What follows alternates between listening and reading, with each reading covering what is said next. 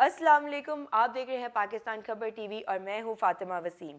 एक international report के मुताबिक पाकिस्तान की अदलिया इंसाफ फराहमी में 129वें नंबर पे है, जबकि पाकिस्तान की अदलिया जो प्रिविलेजेस और पर्क्स दे रही हैं, जो भी चीज़ें फराहम कर रही हैं, मुराद फराहम कर रही हैं, उसमें वो 10वें नंबर पे है।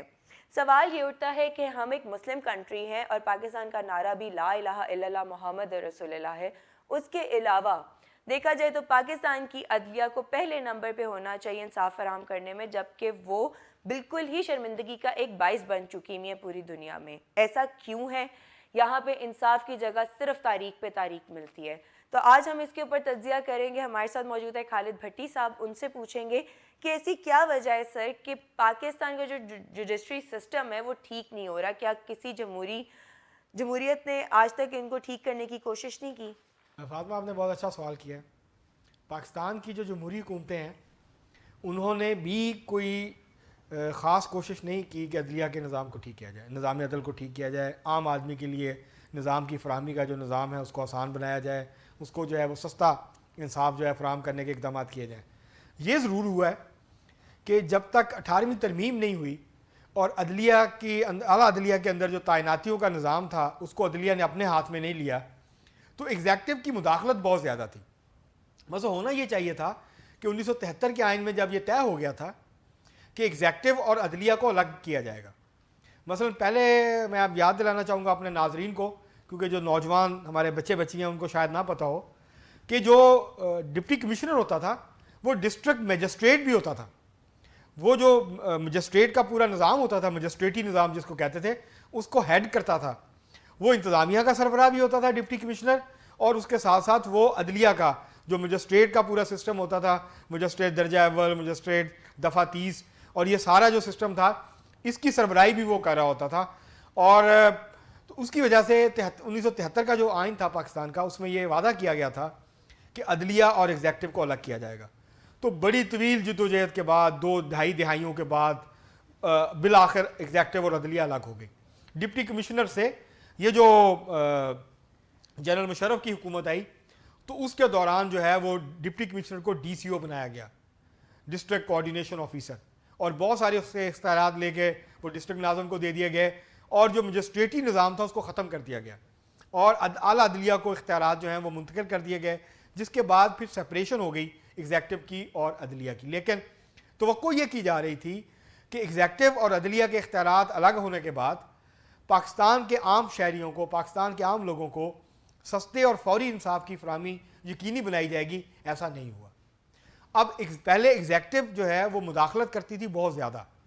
अभी भी आपने देखा होगा, सुना होगा, कुछ दिन पहले 6 जजेस ने इस्लामाबाद हाई कोर्ट के ख़त लिखा है चीफ जस्टिस ऑफ पाकिस्तान को और सुप्रीम कोर्ट के जजेस को कि जी हमारे ऊपर दबाव है, हमें काम से रोका गया, हमें फैसले करने से रोका जा रहा है और मुदाखलत की जा रही है एजेंसीज़ की तरफ से।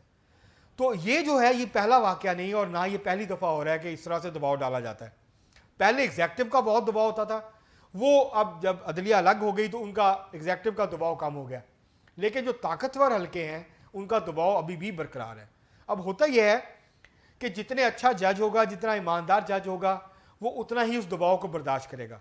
जितना जज कॉम्प्रोमाइज्ड होगा, अगर वो करप्शन करता है, अगर वो गलत तरीके से पैसे कमाता है, वो वकला के साथ मिलकर लेन देन करता है, तो फिर जाहिर है उस जज को ताकतवर हल्कों का दबाव भी कबूल करना पड़ेगा अगर वो इस तरह के काम करता है।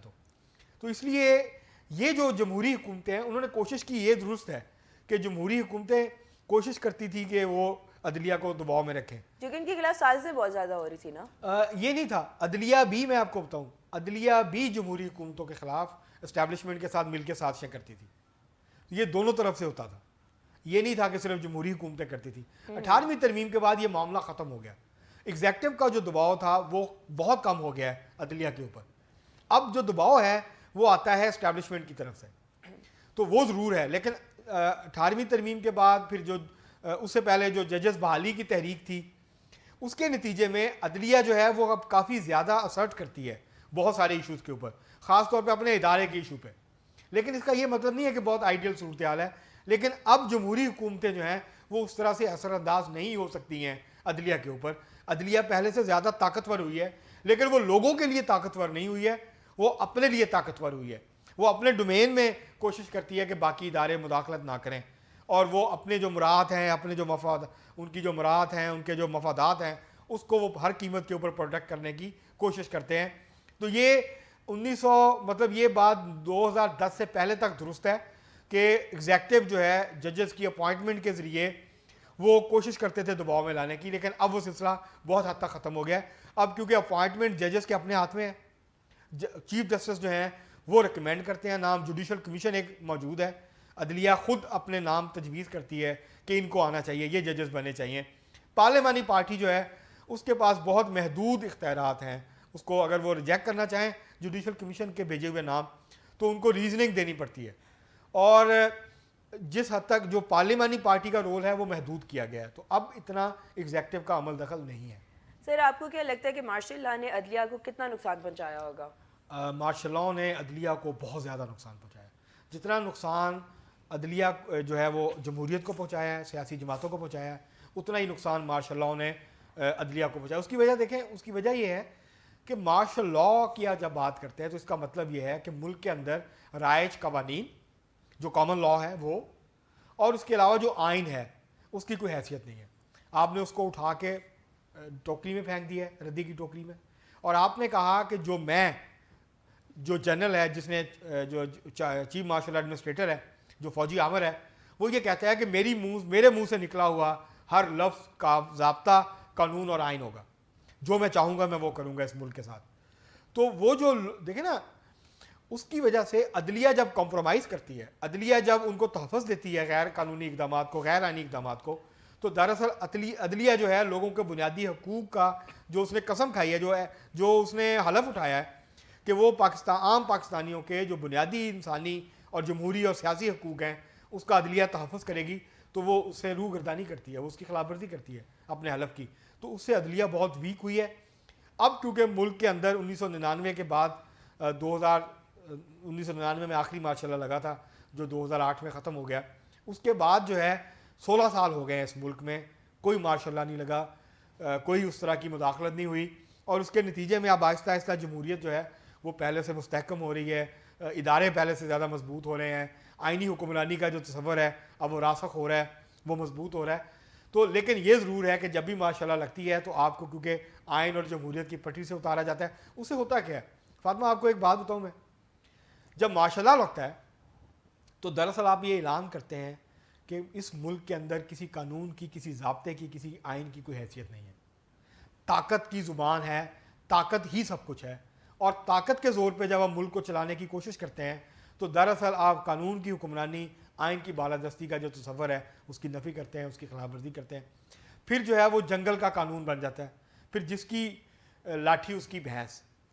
پھر کمزور پستے ہیں, کمزور لوگ, کمزور طبقے, اور جو طاقتور طبقے ہیں, جو بااثر لوگ ہوتے ہیں, وہ پھر انجوائے کرتے ہیں, وہ اپنے آپ کو قانون سے بالا تر سمجھنا شروع کر دیتے ہیں. بھٹی صاحب مجھے ایک بات بتائیں, ہم لوگ عدالتوں پہ جاتے ہیں, دیکھتے ہیں کمزور سے کمزور بندہ بھی وہاں پہ انصاف کے لیے اپیل کرنے آتا ہے, ان کو تاریخ پہ تاریخ دی جاتی ہے, نہ کہ ان کو انصاف دیا جاتا ہے. ایسا کیوں ہوتا ہے کہ کیس کو لٹکا دیا جاتا ہے جس کا فیصلہ 2 دن میں آنے والا ہوتا ہے؟ فار ایگزامپل ان کو اتنا کیوں لٹکایا جاتا ہے؟ کیا وکلا ان سے فیس لینے کے لالچ میں یہ کام کرتے ہیں, یا ججز اپنا فیصلہ ٹائم پہ نہیں سناتے؟ یہ دونوں ہی وجوہات ہیں, اس کے اندر دونوں فیکٹر ہیں. ایک تو وکلا آپس میں گٹھ جوڑ کر لیتے ہیں, کیونکہ سارے ایک ہی جگہ پہ بیٹھتے اٹھتے ہیں, سارے دوستیاں ہوتی ہیں, تعلق ہوتا ہے, تو وہ کہتا ہے کہ یار مجھے پتہ ہے یہ کیس میں نے ہار جانا ہے, لیکن یہ کیس جس 6 مہینے میں فیصلہ ہو جانا چاہیے, بھائی اس کو 2-3 سال لٹکانا ہے. اور اس کے اندر عدالتی عملہ بھی ان کی مدد کرتا ہے. وہ جاتے ہیں وکیل صاحب, وہ ان کو پتہ ہوتا ہے کہ جب یہ ہیئرنگ ہوگی, میرے پاس گواہ نہیں ہے, میرے پاس دلائل نہیں ہے, قانونی طور پہ میری پوزیشن ویک ہے, وہ کیا کرتے ہیں, وہ جو عدالتی عملہ ہوتا ہے اس کے ساتھ مل جاتے ہیں اور تاریخ پہ تاریخ لیتے رہتے ہیں. 500 روپیہ دیتے ہیں, وہ کہتے ہیں کلائنٹ سے کہ یار کیس لٹکانا ہے, اس کیس کا فیصلہ جب بھی ہونا ہے تمہارے خلاف ہونا ہے, مجھے فیس, میں تم سے پیسے یا فیس لے رہا ہوں اس کیس کو لٹکانے کی, تاخیر کے التوا کے لیے. تو ہر تاریخ پہ 500 یا 1000 روپیہ وہ لیتے ہیں, وہ جا کے عدالتی عملے کو دیتے ہیں, عدالتی عملہ ان کو تاریخ دے دیتا ہے. اور اس طرح سے ایک گواہ جو پیش ہونا ہوتا ہے وہ 2-2 سال گواہی پیش نہیں ہوتا, اور نتیجہ یہ ہوتا ہے کہ جو کیس کا فیصلہ 6 مہینے یا سال میں ہو جانا چاہیے وہ کیس لٹکتا جاتا ہے, اور 5 سال 10 سال 7 سال تک کیس چلتا ہے. اور وکلا جو ہیں وہ آپس میں گٹھ جوڑ وہی آپس میں گٹھ جوڑ کرتے ہیں جو کہ میرے خیال سے پروفیشنلزم کے خلاف ہے, جو کہ ایتھکس کے خلاف ہے. تو سر آپ کو کیا لگتا ہے کہ اس میں ہمارا نظام ٹھیک کون کرے گا, عدلیہ خود کریں گے یا پارلیمنٹ کرے گی؟ عدلیہ نہیں کر سکتی, میں نے پچھلے پروگرام میں بھی کہا آپ کو کہ عدلیہ خود نہیں کر سکتی, کیونکہ وہ چاہتے ہی نہیں کرنا, نہیں وہ کمائیں گے کہاں سے؟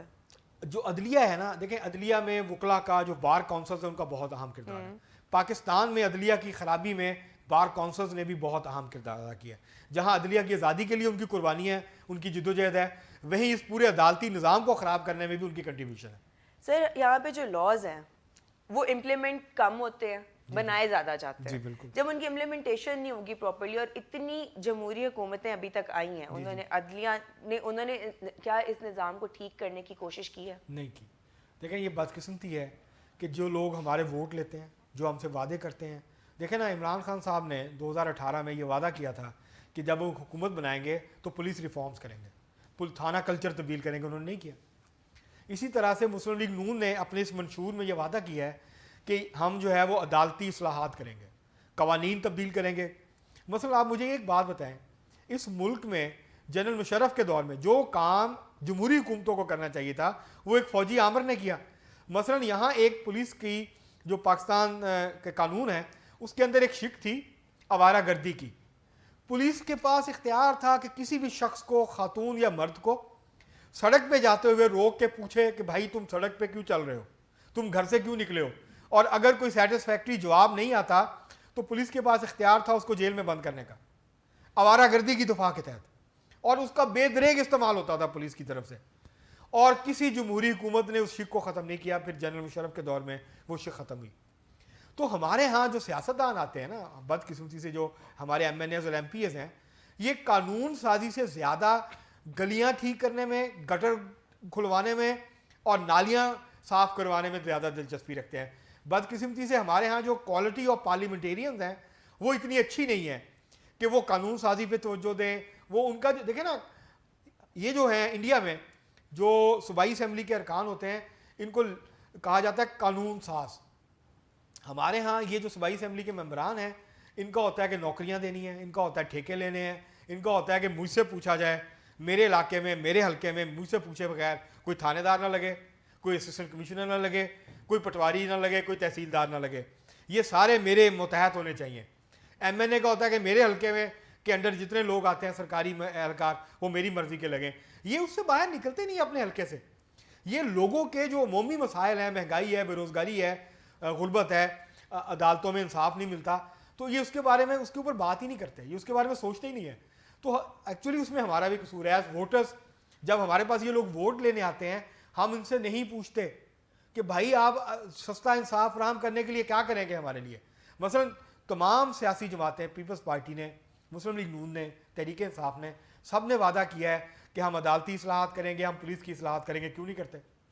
جب حکومت میں آتے ہیں سب کچھ بھول جاتے ہیں کہ ہم اپنے منشور میں کیا لکھ کے آئے ہیں, ہم عوام سے الیکشن میں کیا وعدے کر کے آئے ہیں. تو یہ ہم عوام کا کام 5 سال بعد ووٹ ڈالنا نہیں ہے, صرف عوام کا کام حکومت پہ نظر رکھنا ہے.